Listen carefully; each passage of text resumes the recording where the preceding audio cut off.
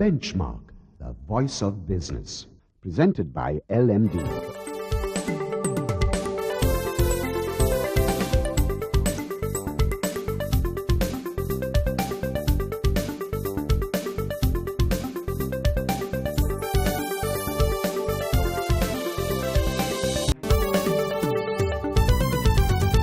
On this edition of Benchmark, Romeish de Mel, Director and CEO of David Pierce Information Technologies, is in the hot seat today as we explore Sri Lanka's IT landscape. Then, to update us on investor sentiment and market performance, we are joined by LMD columnist Hasitha Premaratna.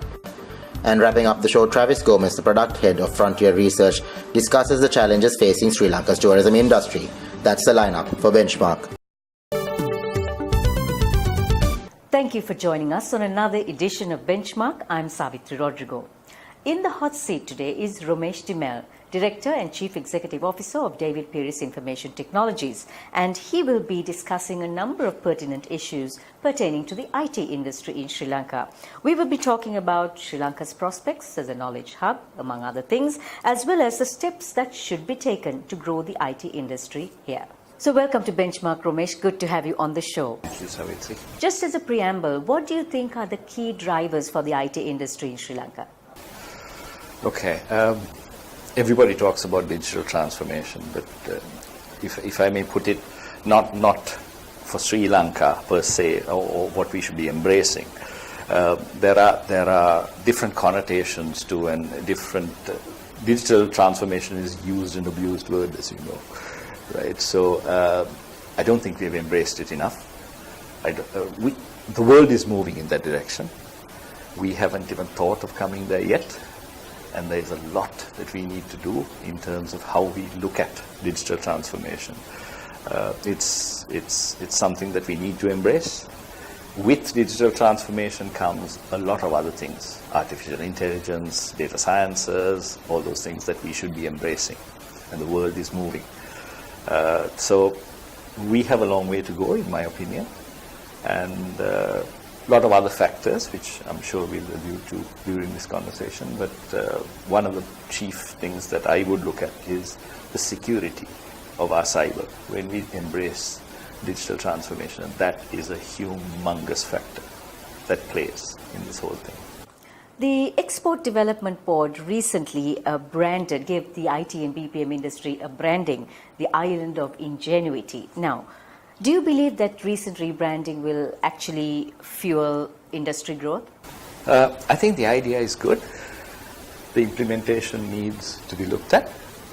Of course, as a nation, I think we need to look at ourselves very differently, because we don't have a choice.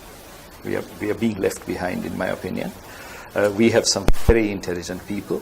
We have some very smart people who can actually drive this country to the next level. Unfortunately, a lot of those people who have tried to do something in this country have had to leave. And some of our best brains are no longer in this country. And Sri Lanka is doing brilliantly well overseas. So, idea, excellent. Execution, lot to be desired. So from what you've said, do you think our goals are a little too ambitious? I think setting our bar high is a good thing. As I said, execution is everything. And fine, 5 billion is there. How do we get there? So our end state or our end goal is published. What do we do to get there? And what's our journey? I think that is what is hugely a problem in this country. Because they all say engine of growth is the private sector. But the biggest spend obviously comes from the public sector. And the public sector certainly doesn't... A lot of areas, there is corruption, which is the biggest problem in my opinion, where an honest person who's actually trying to make a difference cannot survive. There is no R&D in this country. There is no culture of R&D. So there is no innovative idea that comes where you can throw in an innovative idea and have it materialize in the government sector, because then what you have to do is go into a tender and the cheapest wins. So there's no room for R&D. There's no room for innovation. So goals are good. We really need to execute. Now, so the end goal is there, but who should be crafting that end goal, the journey towards that end goal? Yes, it's the private sector with which I think a lot needs to be done by the government. It's very easy to tell the private sector to be the engine of growth, but if there is absolutely no support, or not absolutely no support, but truth be told, you can see what's happening in government. Is it just that the government doesn't comprehend the massive role that the IT industry can play in Sri Lanka, or is it that it just doesn't care maybe? Too much politics involved and too many vested interests to actually be focused in getting to one goal. All our sectors seem to be affected by this, not only IT.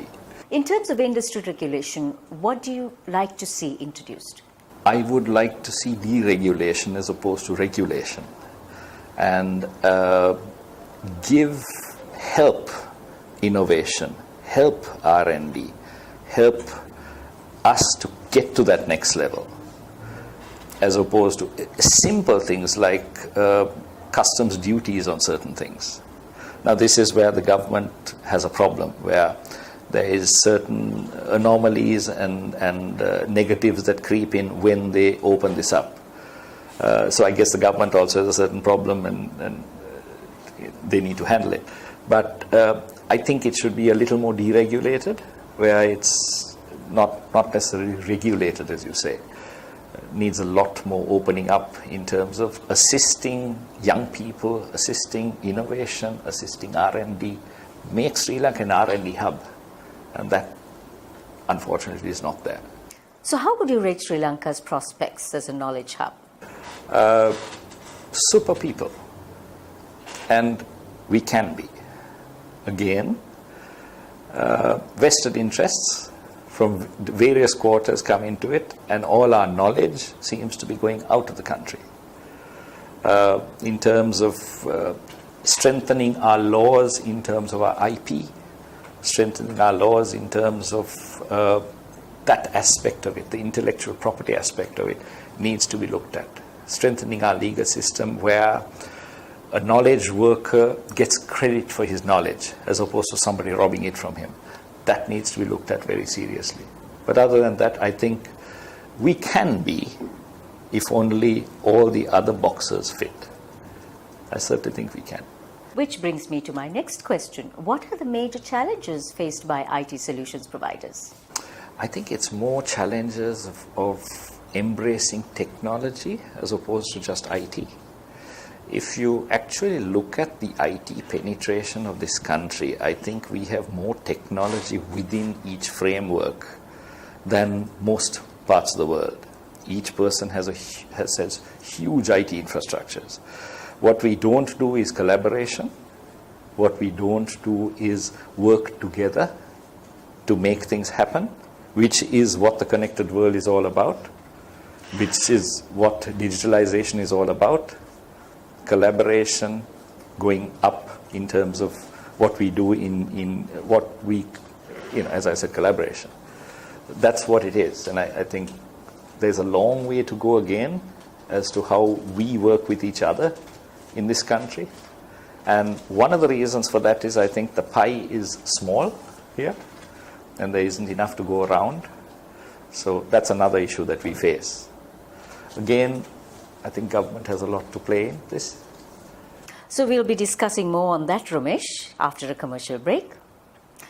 Please stay with us because we will be asking Romeish de Mel about the collaboration between the public and private sectors on IT initiatives and also the development of IT parks here in Sri Lanka. Stay with us.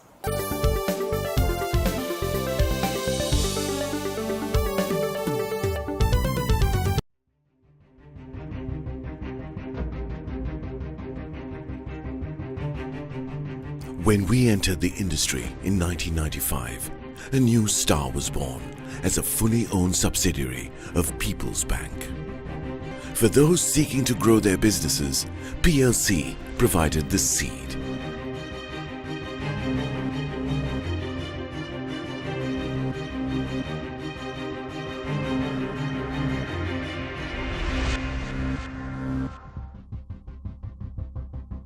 We are not only Sri Lanka's #1 leasing company, but also the largest non-banking financial institution. Welcome to a new dawn for the nation. Introducing People's Leasing and Finance, PLC.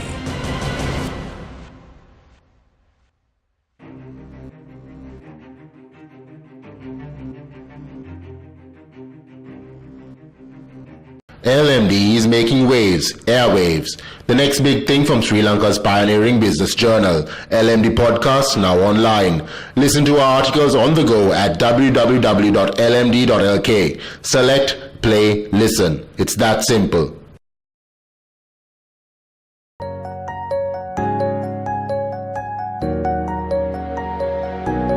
We understand that savings provide for life's special moments.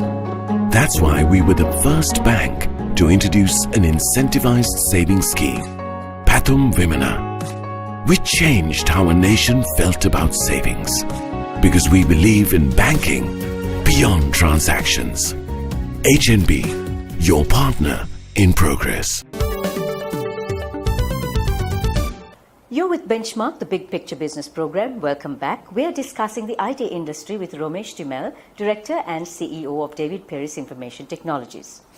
Romesh, if we look at the public and private sectors, the collaboration, something you've been talking about incessantly, in fact, in this interview, do you think there is sufficient collaboration or is it just simply insufficient?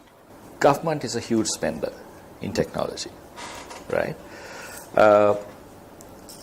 Because of other factors, one huge factor being corruption. The government also has to implement certain policies and practices in terms of procurement. Now, for innovative companies like ours, we can't innovate because as soon as you innovate and go to a government sector organization and put forward your proposal, it goes into tender. And tender has restrictions. Right? So there is no incentive for us being an innovative company. That's one thing. Government has a huge role to play in this. And when you talk of private-public partnership, there is, I must say there are incentives that, or there are initiations now that are coming in, which is very positive, right? How long that will take and how that will happen, we don't know. We also have seen changes of government where if there is a long-term project that, from a technology point of view, that we invest in, we are scared to invest in long-term projects. Change of government will destroy a project. We have seen nations being pulled back in this country after governments have changed. And that's very scary for people like us. Another thing you've been talking about is implementation. The private sector typically is tasked with implementation. What are the roadblocks that you see for this? Again, the base, when you say implementation, what are we talking of here? Take, for example, one of the huge areas that we are not looking at, or we're looking at, but we don't seem to realize that it should be a part of our business strategy as opposed to technology, is cybersecurity. Now, there are hundreds of examples in Sri Lanka of security breaches. Hundreds of examples. They're being suppressed, right? These are the things that the government needs to step in and make sure that these things come out to light and make sure that Sri Lanka as a nation is protected. And those are things that have to be instituted through policy, as opposed to trying to tell the private sector to implement something. It doesn't work like that. So, lot to be done. I don't know. You did mention the lack of R&D when it comes to Sri Lanka. In fact, we fare quite dismally on the rankings. In terms of companies spend on R&D, we are 41st. Industry and university collaboration for R&D, we are 54th, and for the quality of scientific research institutions, 79th. This is according to the WEF. What do you think needs to be done more on the R&D front? Paradigm shift. Firstly, I think we have a huge fear of failure. And if we don't fail, we'll never succeed. Now that is also economic, because a lot of our companies are driven by a P&L and a bottom line. And there isn't enough space in the pie to fail. So it's a bit of a catch-22 situation. We do not have any incentive to fail. There should not be incentives to fail, but there should be dreamers in this world, in Sri Lanka. There should be young guys given the opportunity to go for it. And we do not have a culture of accepting failure, calculated failure, of course. And you will fail 5 times before you succeed. But that's what R&D is all about. And we do not have that culture, unfortunately. Our education system doesn't help in that. Our economic system and our commercial doesn't help in that. Government doesn't help in that. So looking at the graduates that come out for the IT industry, are they employable? The boys and girls who come out of our university system are brilliant. They're not good. I have excellent success rates with these people. What we also need to do, so their knowledge base and how they come out is excellent. What we need to do is retrain them in how they look at the commercial world. That's what we do. We retrain them in English, the English language, because we are no longer isolated as a Sri Lankan, a tiny little hole here. A lot of our work is global.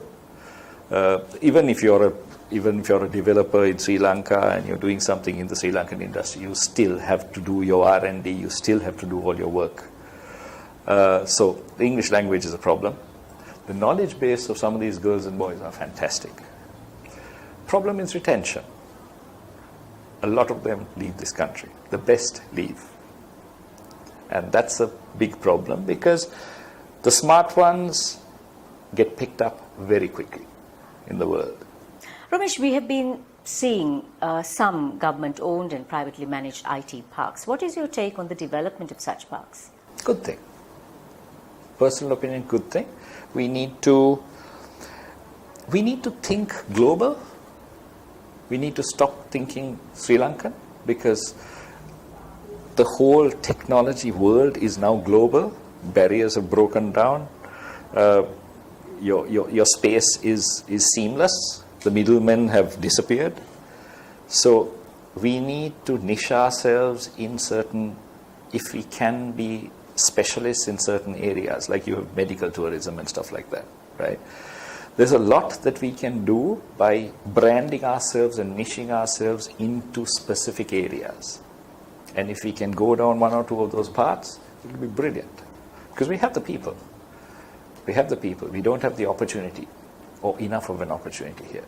So as a final question, what do you envision for the future of the IT industry here in Sri Lanka? What do I envision? The private sector need also to wake up and understand that failure is an option. The government needs to be honest. Putting together a bunch of words, a bunch of plans does not mean that we are going to achieve. Stability of government, corruption, huge issues.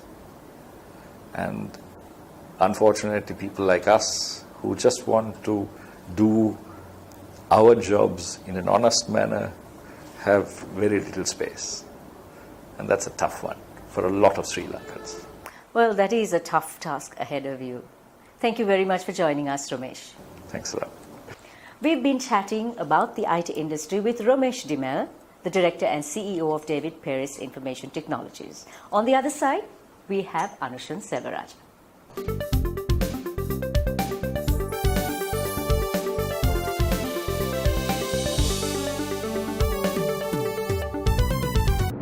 Sri Lanka's #1 leasing company is now the nation's largest and highest rated finance company with 2 international ratings.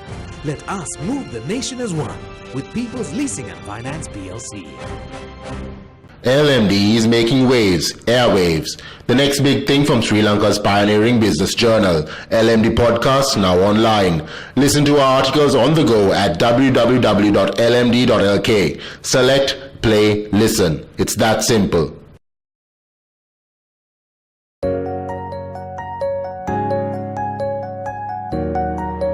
Nearly 60% of all businesses in our country are SMEs. Some of our most growth-oriented financial solutions have been customized to serve this sector. That's why we have invested over 500 billion rupees to support the backbone of our economy.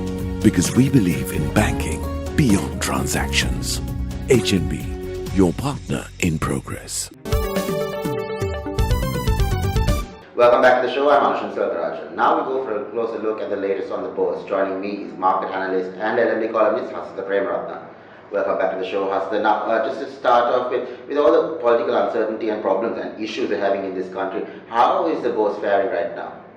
Yeah, I think my investors have been in a little bit of a dark spot for the last one and a half months, because obviously the political scenario in the country has not been favorable, not been so stabilized. Obviously, the government managed to continue after a lot of debate on whether it will split or whether the coalition will continue or not. But finally, it was decided, and now as we speak, we are talking about a no confidence motion against the Prime Minister, which again can create a different issue. And also the President's and Prime Minister's relationship and how they work together obviously has a significant impact towards the decision making and the way forward of the government. So right now, though officially things are moving, a lot of issues behind the scenes seem to be continuing, disagreements and misunderstandings. So as a result of that, obviously we are seeing an impact on the economic decisions as well as on the financial decisions of the country. So this is impacting the investor behavior. Obviously we've seen in the last month that the all share price index has been gradually dropping, but of course it has not dropped significantly. It has just dropped about 50 points overall, which is not a big drop. But investors are watching mostly and on a back seat, with the activity levels not being so significant. Foreigners also have been active in the market. Of course, apart from the political uncertainty, we've also seen the unrest in Kandy, which also had been having some impact towards the investor behavior overall. Our currency then, Hasita, last week it hit one of its all-time lowest points at 156.20. Now, what are your thoughts on how the currency is going to move going forward? Yeah, I think fundamentally, if you look at the current situation, we've seen the reserve position of the country strengthening. In fact, it's almost close to $8 billion, one of the highest levels we've seen in the recent past. And in the meantime, also we are seeing government talking about international bonds and some of the foreign sovereign-led foreign funding to be brought in order to service some of the repayments that are required in dollar-denominated debt that the government carry right now. So I think in the balance of payments front, things look relatively stable and moving as planned, and especially the exports have also seen some improvement, and we are seeing apparel sector and some of the other manufacturing sector exports improving predominantly to the Europe thanks to the GSP Plus coming in. So this trend should bring more exports, more currency into the country and help the trade deficit to a good extent, and then in the meantime the balance of payments also should be managed better. So fundamentally speaking, nothing much has changed so far, looking at where things should be from exchange perspective. But having said that, the last 1.5 months political uncertainty and the Kandy unrest, all of that from a macro perspective have made the investor community and the markets a little jittery, and especially given the fact that some of the current policies laid out and by the current government as well as the central bank, whether it will continue and it will be consistent across the board. So with that question being asked, due to the political uncertainty, obviously there have been some instability in the forex market as well, just like the stock market. So that has led the currency to gradually depreciate. If you look at the last 1.5 months, we've seen a reasonable portion of depreciation happening. In fact, the mid-rate, I'm talking about the mid-rate, which was about 153.20 at the time, has now moved to about almost 155.50, 155.20 at the mid-rate. So which is a little concerning, $2 in such a short period of time due to the political scenario mainly.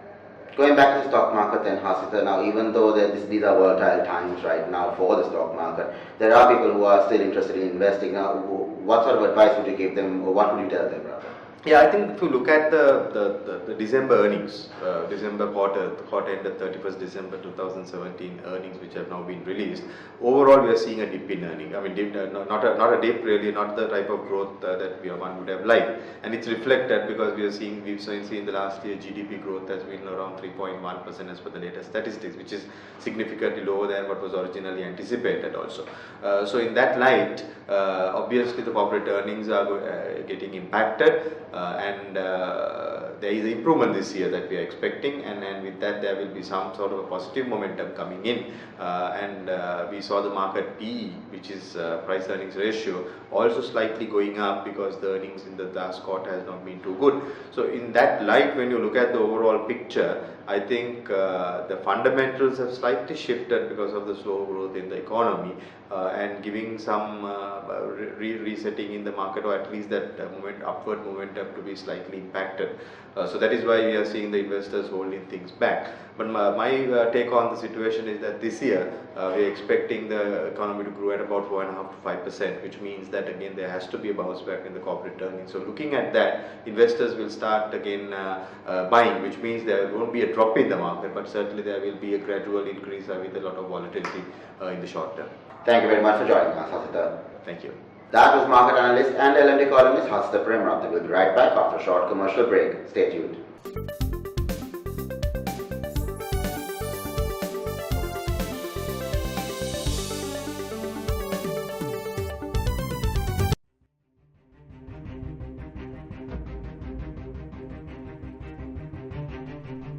When we entered the industry in 1995, a new star was born as a fully owned subsidiary of People's Bank. For those seeking to grow their businesses, PLC provided the seed.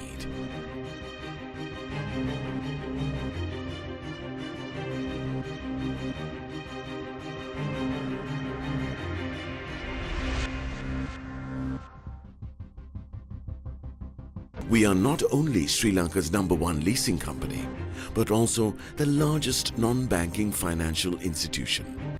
Welcome to a new dawn for the nation.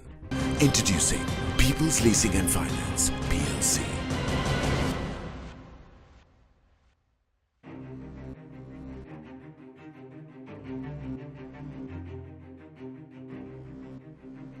LMD is making waves, airwaves. The next big thing from Sri Lanka's pioneering business journal, LMD Podcast, now online. Listen to our articles on the go at www.lmd.lk.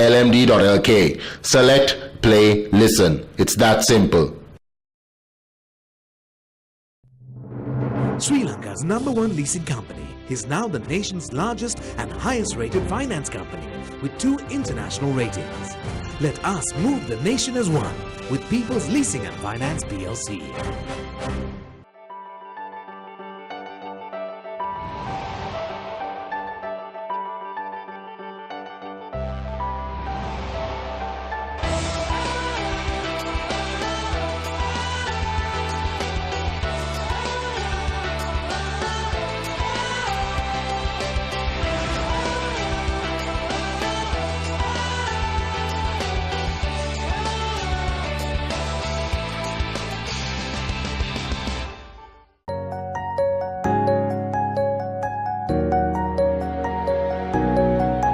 Gami Pubudua, our microfinance offering, makes it possible for the youth of this country who have a viable business plan but lack the funds to realize their dreams. We are committed to grassroots level entrepreneur development because we believe in banking beyond transactions. HNB, your partner in progress. Welcome back to Benchmark. I'm Anshan Selvaraja. Now we're going to take a look at the issues pertaining to the tourism industry. And joining me is product head from Frontier Research, Travis Gomez. Welcome back to the show, Travis. Now, Sri Lanka is gathering a bit of a reputation in terms of scams which affect tourists, from three-wheeler scams to scams at ice gardens to ATM fraud to fake tour guides. Now, what are we doing? What is the industry doing, or government doing to mitigate issues such as this? It sets a bad precedent in terms for our tourism, right? Yeah, so this is something that is actually it is becoming more and more of an issue and something that we have to pay attention, because when you're a foreigner, or if you're like someone who is looking to come to a country, you would read up on like something about it. Now in the past it would have been, you'd have like these brochures and all from the hotels or something, but now mainly it's through blogs, but people have come to the country, they've written something on it, and typically there is some of the experiences. There are both positives and negatives, but some of the negatives that some of the foreigners who have come here have highlighted are these things like being harassed by like truck drivers, or like being overcharged and things like that. So definitely that's something to look into with the government. So one particular issue I know is with regard to tour guides, particularly in Colombo. There is a lack of registered, or people. There doesn't seem to be a proper mechanism in terms of for the tour guides when it comes to in Colombo. So that's something to look at, because there's a lot of opportunity there. Because if we miss out on that, you can get like the situation where foreigners, or basically they themselves would come up with these things, because they might have a better sense in terms of catering to what that particular market wants. So it is like a Chinese tour group, you might have a Chinese visitor who is actually conducting these things. So that's something we will lose out on, that opportunity, if we don't do it in a systematic way. So similar to the way we have it in Anuradhapura and Sigiriya, where you have like licensed guides, I think you can have like a democratic process, but I think there has to be some control in terms of making sure that people are not getting scammed by this. Right. Now, the first impression of a country that a tourist gets is our national carrier, an airline. But our airline has been running at a loss for a number of years now, in billions of rupees. Now, what other ways can we do to improve the impression, the first impression that tourists get when they come into this country? Yeah, particularly with the national carrier, there's been a lot of talk about this in terms of the quality of the service and all that. So that's something to look into. But at the same time, given the sort of the financial woes that are surrounding Sri Lankan, it's kind of like a bit of a difficult situation to correct. So one thing that we could do is try to essentially open it up to more airlines, in terms of more budget airlines, because at a recent forum, one of the CEOs who have invested in the hotel industry has been talking about, basically if you look at other countries that have seen this huge growth, like Thailand, Malaysia, part of that success was because they promoted budget airlines, and that's one thing that really facilitates in terms of the numbers and in terms of the, because when it comes to budget airlines, you kind of know what you're getting into it, and given the type of the profile of the tourists that are coming here as well, we are catering to a lot of that market as well. So actually opening up to more budget airlines it would kind of improve in terms of like getting more tourists from those areas to come to Sri Lanka as well. So I think that's one possible thing to look into. Sustainability is the next question, Travis. Now, we need to protect what we're trying to promote. Tourism being one of the largest foreign exchange earners for this country, and we direly need this foreign exchange. Shouldn't we be doing more to protect our national parks and our nature reserves? Because there are a number of hotels that have been built in the buffer zones of our national parks, with more to come along in the pipeline. Yeah, that's definitely a question, because if you look at, there's plenty of like a lot of stories about there's overcrowding happening at Sigiriya, and like these traffic jams of like vehicles and things like that. So I think some of those recent attempts that they took in terms of like trying to like limit the number of vehicles and all, I think that's a positive thing. At the same time, what they should do is try to like broad base in terms of the locations that if you take like national parks, I think we have like over 30, but everyone's just concentrated in these very few places, because I think one is the hotel operators themselves, the tour operators haven't really tried to like diversify this. So I think at a particular panel, one of these tour operators were talking about that the sort of the agenda that is given for someone who comes on a package tour to Sri Lanka, it has not changed in like the last 20-30 years. It's like the same locations you go to every time. So it hasn't really changed, and because if you can kind of make it more broad based, then you can sort of spread that development around, and you can also ease the pressure on these locations. At the same time, there's also, you can do some investment, like some minimal investments to kind of improve those situations, to sort of like limit the overcrowding. So like a place like Sigiriya, you can have sort of like, if you are like going to climb the rock, you'd have like a timed entry or things like that, so that you can minimize those areas, because by doing that also then you can increase the number of visitors overall as well. If you take like in most countries, I mean, a lot of these, I mean, the number of visitors they are able to expand is like on a much higher magnitude, but still they don't really seem to have this like major overcrowding sort of issues compared to if you look at the numbers we have versus the incidences of this overcrowding. Thank you very much for joining us, Travis. Okay, thank you.